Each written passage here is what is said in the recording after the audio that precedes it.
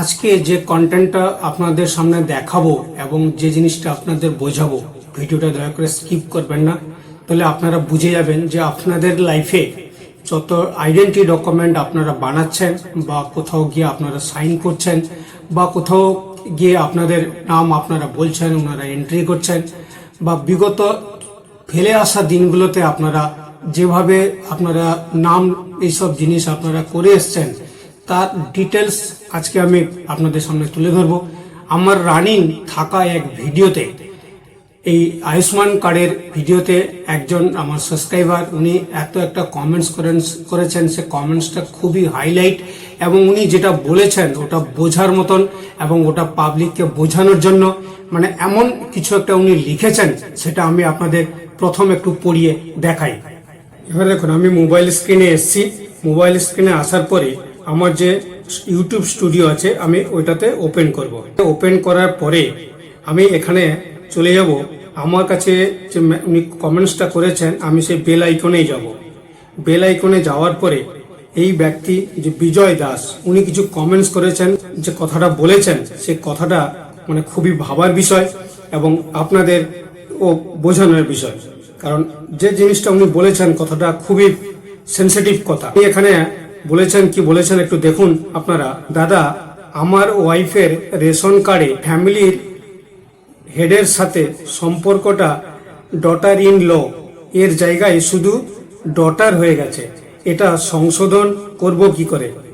এটা সংশোধন করা যায় রেশন কার্ডের যে ওয়েবসাইট পোর্টাল আছে, ওই ওয়েবসাইটে পোর্টালে গিয়ে আপনারা ওখানে আপনাদের রিলেশনটা আপনারা ওখানে চেঞ্জ করতে পারেন, তার অপশান আছে। এর পরবর্তী ভিডিও আমি আপনাদের বানিয়ে দেবো, আপনারা এই কাজটা আপনারা করে নেবেন। তারপরে বলেছেন আর একটা কথা দাদা, আমাদের বাড়ির সবার আয়ুষ্মানের কার্ডের আমি KYC করে নিয়েছি, ওয়াইফেরটা হয়নি। ওয়াইফেরটা দেখাচ্ছে আনআইডেন্টিফাইড। আমার ওয়াইফের রেশন কার্ড নাম ভুল ছিল অনেক দিন আগে, আমি সেটা সংশোধন করে নিয়েছি।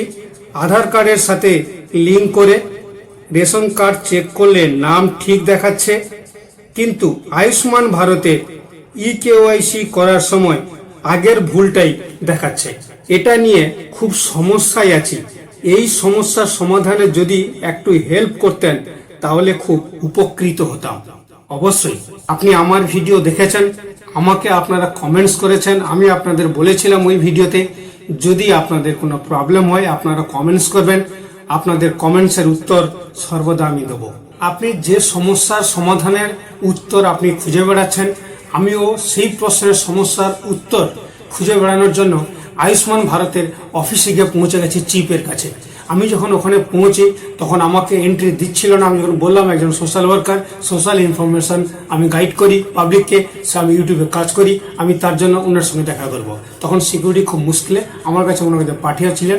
পাঠানোর পরে আপনি যে প্রশ্নগুলো করেছিলেন ওতে সমস্যার মধ্যে পড়েছেন, সেই সমস্যাটা আমি ওনাদের এই কমেন্টসটা ওনাদের দেখানোর পরে ওনার সঙ্গে কিছু আমার কথা হয়েছে। সেই কথাগুলো আমি আপনাদের সামনে সকলের সামনে তুলে ধরছি। আপনারা জানুন যে এই আনআইডেন্টিফাইড কেন আসছে আমাদের এই আয়ুষ্মান কার্ডের ফাইলে। দেখুন, আমি তার ডিটেলসে একটু আপনাদের শোনাই, বেশি সময় নেব না। আশা করি অল্প সময়ের মধ্যে আমি এটাকে কমপ্লিট করব, স্কিপ করবেন না কেউ। দেখুন, প্রথম আয়ুষ্মান কার্ডে কেন আনআইডেন্টিফাইড আসছে প্রথম এই কথাটা ওনাকে বলি। তখন উনি বলছেন যে SECC যে সোশ্যাল ইকোনমিক সেন্সার হয়েছিল, জাতি গণনা বা লোক গণনা হয়েছিল 2011-তে, সেই 2011 অনুযায়ী ওই ডাটাবেস অনুযায়ী আমরা কাজ করছি। তখন ওনাকে আমি জিজ্ঞেস করি কার উপর নির্ভর করেছিলেন বা কার ডাটা নিয়ে আপনারা এই আয়ুষ্মান কার্ডের সব ডিটেলস আমাদের পশ্চিমবাংলায় আপনারা পাঠিয়েছেন, যাদের অনেকে আনআইডেন্টিফাইড অপশন দেখাচ্ছে। তখন উনি বলছেন যে আমাদের কাছে যে ডকুমেন্টস আমরা পেয়েছি সেই ডকুমেন্টসের সঙ্গে আমরা কিছু ম্যাচ করিয়ে দেখলাম যে এর মধ্যে কিছু কিছু লোকের 10% লোকের আনআইডেন্টিফাইড আসছে। তখন ওনাকে আমি কয়েকটা প্রশ্ন করি, তাহলে আপনারা আধার সঙ্গে ম্যাচ করাচ্ছেন, ভোটারের সঙ্গে ম্যাচ করাচ্ছেন, না রেশন কার্ডের সঙ্গে ম্যাচ করাচ্ছেন? তখন উনি বলছেন দেখো 2011-তে আধার আসেনি, 2013-তে আমাদের ছবি তোলা আধারের কাউন্টিং করা স্টার্ট হয়েছিল, 2016-তে আমরা আধার পেয়েছি। বুঝতে পেরেছেন? তাহলে আর ভোটার কার্ড তখন অনলাইন সিস্টেম হয়নি, তাহলে রেশন কার্ড উনি বলছেন হ্যাঁ রেশন কার্ডের ডাটাবেসটাকে আমরা তুলে ধরেছি, কারণ 2011-তে যখন গণনা হয়েছিল তখন আধার কার্ড ছিল না, ভোটার কার্ড অনলাইন সিস্টেম ছিল না, রেশন কার্ডটাই শুধু অনলাইন সিস্টেম ছিল, যার ভিত্তিতে আমরা তাই সেই ডাটাবেসটাকে আমরা এখন ফলো করছি আধার কার্ডের সঙ্গে ম্যাচ করিয়ে, আধারের ডাটার সঙ্গে আমরা ম্যাচ করিয়ে। একটা প্রশ্ন উনি আমাকে করেন যে আপনার বাড়িতে লোক গেছিলেন, আমি বললাম হ্যাঁ। তখন উনি আমাকে বলছেন যে রেশন কার্ডের যে থাকা লিস্ট আপনারা দিয়েছিলেন, তখন আমি বললাম হ্যাঁ। তাহলে আপনাদের সেই যে লিস্ট আপনারা দিয়েছিলেন সেই লিস্টটার সঙ্গে আমরা এখন আয়ুষ্মান কার্ডের সার্ভে করছি, যাদের আনআইডেন্টিফাইড রয়েছে তারা যাতে আইডেন্টিফাইড করতে পারে এবং তারা যেন এই আয়ুষ্মানের কার্ডের হেলথ কার্ডটা পান, পেয়ে ওনাদের যাতে মানে বিনামূল্যে ওনারা সার্ভিস পান, তার কাজ আমরা এখন করব। আমরা সেই জন্য আমরা ওয়েস্ট বেঙ্গলে প্রবেশ করেছি, আমরা এতদিন ছিলাম না, সবে মাত্র ঢুকলাম।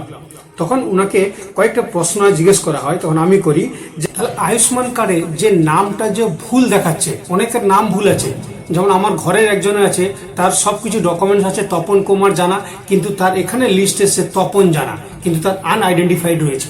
কেন রয়েছে? তা উনি তখন বলছেন তাহলে ভুলটা হচ্ছে তোমাদের। আমি বললাম তখন কি করে আমার ভুলটা আমাদের, তাহলে কি করে ভুল? আপনারা যখন আধারের সঙ্গে ডাটা মিলাচ্ছেন, রেশন কার্ডের ডাটা মিলাচ্ছেন, তাহলে ভুলটা কি করে হলো? বলে ভুল আছে। কি করে ভুল আছে? উনি তখন আমাকে বোঝাচ্ছেন যে নিজের ইচ্ছা মতন করে তোমরা নাম লিখছো, যেখানে যা পারছো সেখানে সই করছো, আর যেখানে সই করছো তার আগে পিছে তোমাদের নিজের ইচ্ছা মতন লিখছো। আমার মাথা তখন এলো, আমার বাবাও তখন এই রকম জিনিস করতেন। কোথাও লিখতেন যে শ্রী বিনয় কুমার জানা, আবার কোথাও লিখছেন যে শ্রী বিনয় জানা, আবার লিখছেন কোথাও বিনয় কুমার জানা, মানে 3টে নাম হয়ে গেল। এই নামের জন্য আমিও ভুগি। আজ আমার বাবা নেই, স্বর্গবাস করেছেন, কিন্তু আমি এই নামের জন্য আমিও নিজে অনেক ভুগেছি। নিজে ডকুমেন্টস তৈরি করতে আমি অনেক হিমশিম খেয়েছি। আপনাদের এরকম প্রবলেম আছে কিনা? আপনারা এখন যদি আপনাদের সবার ঘরে সমস্ত সবল থাকেন, সুস্থ থাকেন, তাহলে আপনাদের ঘরের ডকুমেন্টগুলো আপনারা খুব তাড়াতাড়ি ঠিক করে নিন, নাহলে পরে কিন্তু খুব পস্তাবেন। তাহলে ভুলটা কিন্তু আমাদের। তাহলে আসল কথা এলো ভুলটা আমাদের। কি করে না, আমাদের মনে প্রশ্ন এখন এটাই হবে যে আমার সমস্ত ডকুমেন্ট আমি তো ঠিক করে নিয়েছি। এখন আমি আধার কার্ড অনুযায়ী আমি রেশন কার্ডও ঠিক করেছি, প্যান কার্ডও ঠিক করেছি, আমার যে ঘরের যে সমস্ত ডকুমেন্টস আমি সেগুলো সব ঠিক করে নিয়েছি। তাহলে ওই ম্যাচিং অনুযায়ী এই ডকুমেন্টসটা এখন আনভেরিফাইডটা কেন এলো? তখন উনি বলছেন যে আনআইডেন্টিফাইড এই জন্য আসছে, 2011-তে আপনার নাম ছিল তপন জানা, আর 2026-এ আপনার নাম হয়েছে তপন কুমার জানা। মাঝখানে যে এতটা যে গ্যাপ গেছে 2011 থেকে 2026-এ, এই যে 10-15 বছর যে গ্যাপ গেছে, এই গ্যাপিংটা একটা বিশাল ব্যাপার। এর মধ্যে কোনো আপনাদের লোক গণনা হয়নি বা জাতি গণনা হয়নি, কিছু হয়নি। যদি গণনা হতো তাহলে ডাটাবেস আপনাদের বর্তমান যে ডাটাবেসটা আমরা পাঠিয়েছি সেটা আপনাদের সঙ্গে ম্যাচ হয়ে যেত, এই আনআইডেন্টিফাইড অপশনটা আসতো না।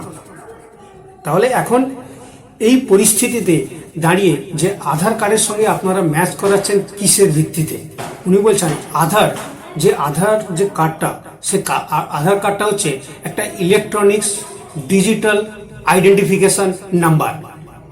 সেই জন্য যেহেতু সেটা একটা ইলেকট্রনিক্স কার্ড, সেই ইলেকট্রনিক্স কার্ডের সঙ্গে আমরা যে বর্তমান আয়ুষ্মানের যে ডাটা আমরা পেয়েছি 2011 রেশন কার্ড ডাটাবেস অনুযায়ী, আমরা তার সঙ্গে ম্যাচ করিয়ে দেখতে পাচ্ছি যে বর্তমান যেটা চলে গেছে যে দিন, তাতে যে আপনার নাম ছিল সেই নামটার সঙ্গে বর্তমান যে আছে যে নাম আপনার আধার কার্ডে, সেই নামের সঙ্গে 10% লোকের মিল নেই। সেই মিলটাকে করার জন্য আমরা সেটা কি করেছি, আমরা আপনাদের অপশন দিয়েছি।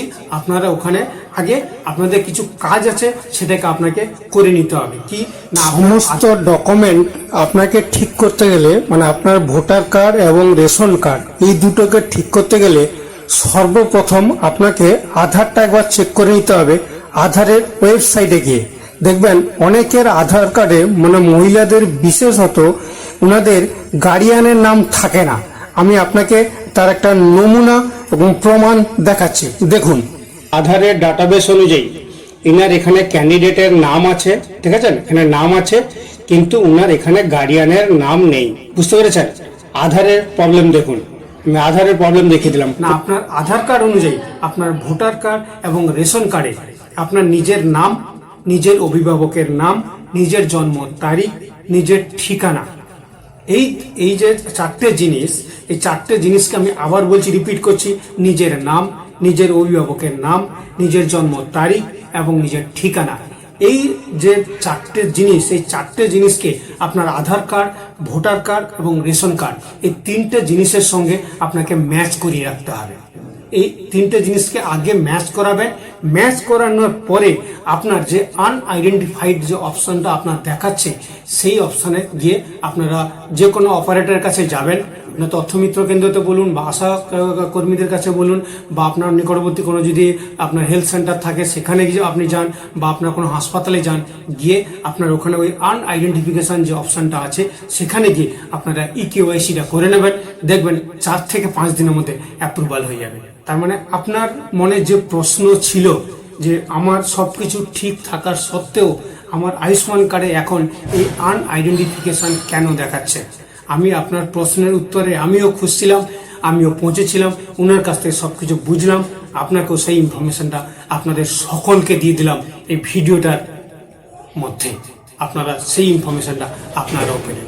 তাহলে আপনাদের কাছে আজকে ক্লিয়ার যে আনআইডেন্টিফাইড যাদের আসছে, কেন আসছে, এই জন্যই আসছে। তাহলে আপনাদের কাছে আর সময় নেব না, অনেকটা সময় নিলাম, আপনাদের ক্লিয়ার হয়ে গেলেন। যদি আমার দেওয়া তথ্য, আমার দেখানো এই ভিডিও যদি আপনার ভালো লাগে তাহলে একটু লাইক করবেন, অপরকে এই ভিডিওটা একটু শেয়ার করে দেবেন।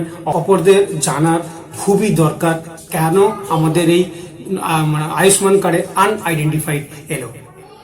চ্যানেলটাকে এখন যদি কেউ সাবস্ক্রাইব না করে থাকেন, দয়া করে চ্যানেলটা সাবস্ক্রাইব করে নেবেন, পাশে বেল আইকনটা আছে ওটা অল করে নেবেন, আর নিজেদের বন্ধুদের মধ্যে একদম দাবিয়ে শেয়ার করে দিন, লোকে জেনে যাক যে কেন আনআইডেন্টিফাইড হয়, এবং যে 2011তে সোশ্যাল যে ইকোনমিক্সের যে কাউন্টিং হয়েছিল তাদের সঙ্গে বর্তমান ডাটার সঙ্গে কেন ম্যাচ হয়নি, বা কেন আয়ুষ্মান কার্ডে আমাদের এখন এই পরিস্থিতি হয়ে নাম এসছে। নমস্কার, জয় হিন্দ, ভারত মাতা কি জয় হোক। সবাই ভালো থাকবেন, যতটা পারবেন হাসবেন।